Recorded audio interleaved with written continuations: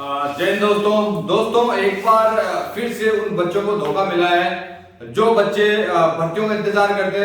पहले सरकार ने टीओडी के तहत जो पुराने बच्चे थे उनकी जो भर्तियां थी वो कैंसिल की और अब एक बार फिर से उनको गुमराह किया गया है उन बच्चों को। ये मेरे पास में आप जो नोटिफिकेशन देख रहे हो ये इंडियन नेवी का है। इंडियन नेवी ने एक बार फिर से उन बच्चों को धोखा दिया। लास्ट जो भर्ती होने वाली थी जुलाई के अंदर, ये बैच पूरा खाली जा चुका है और फिर से एक बार जो है कट ऑफ के आधार पे उन्होंने भर्ती निकाली है। नाम अग्निवीर का दिया है, 4 साल तक उनको सर्विस देनी है, लेकिन फिर से उन्होंने कट ऑफ के आधार पे भर्ती निकाली है। जो बच्चे पिछले 2 साल से इंतजार कर रहे हैं और जिन बच्चों को आपने एज में छूट दी, तो एज में छूट किन बच्चों को दे रहे हो आप? वो बच्चा भर्ती अटेंड नहीं कर पाएगा तो फिर वो उस एज छूट का फायदा क्या हुआ?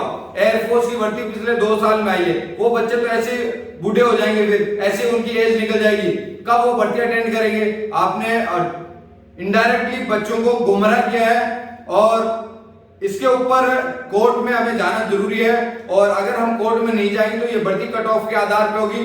जो बच्चे पढ़ लिख के 90+ जिन्होंने स्कोर कर रखा है उन बच्चों का भी नंबर नहीं आएगा। इन्होंने क्लियर कट मेंशन किया है कि आपका जो है एक सीट के ऊपर 4 कैंडिडेट को वो लोग बुलाएंगे। मतलब आप साफ है, पिछली जो भर्ती हुई थी 97.8% के आधार पे उन्होंने कॉल लेटर जारी किए थे।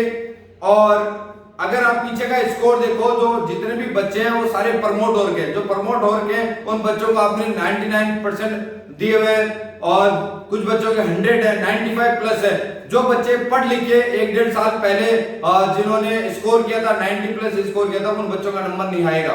तो एक बार फिर से ये बहुत बड़ा धोखा हो रहा है उन बच्चों के साथ में। एक तो एयरफोर्स की जो भर्ती है उन्होंने 24 जुलाई को निकाल दिए। इतना कम समय दिया आपने, पुराने जितने भी एग्जाम थे वो सारे के सारे कैंसिल करवा दिए।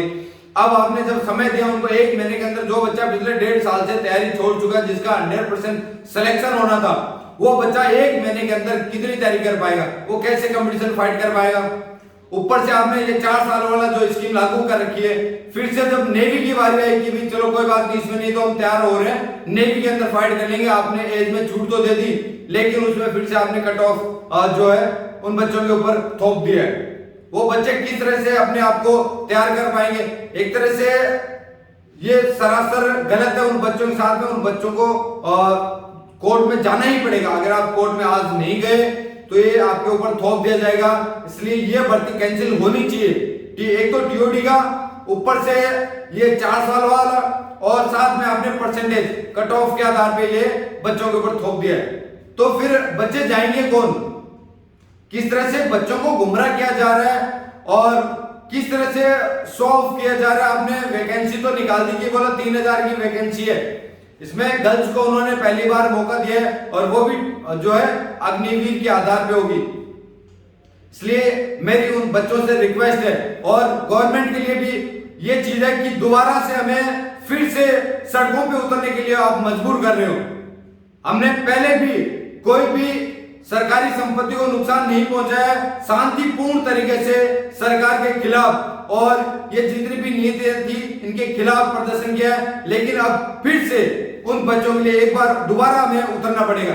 अभी भी जो मुद्दा है वो कोर्ट के अंदर चल रहा है, लेकिन इस भर्ती को लेके भी हमें फिर से कोर्ट में जाना पड़ेगा, फिर से सड़कों पे उतरना पड़ेगा।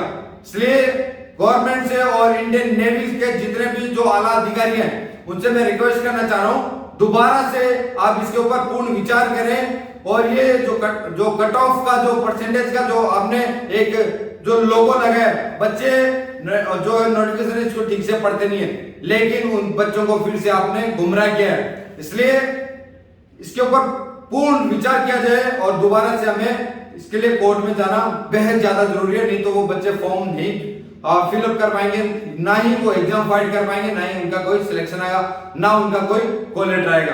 जय हिंद, जय भारत।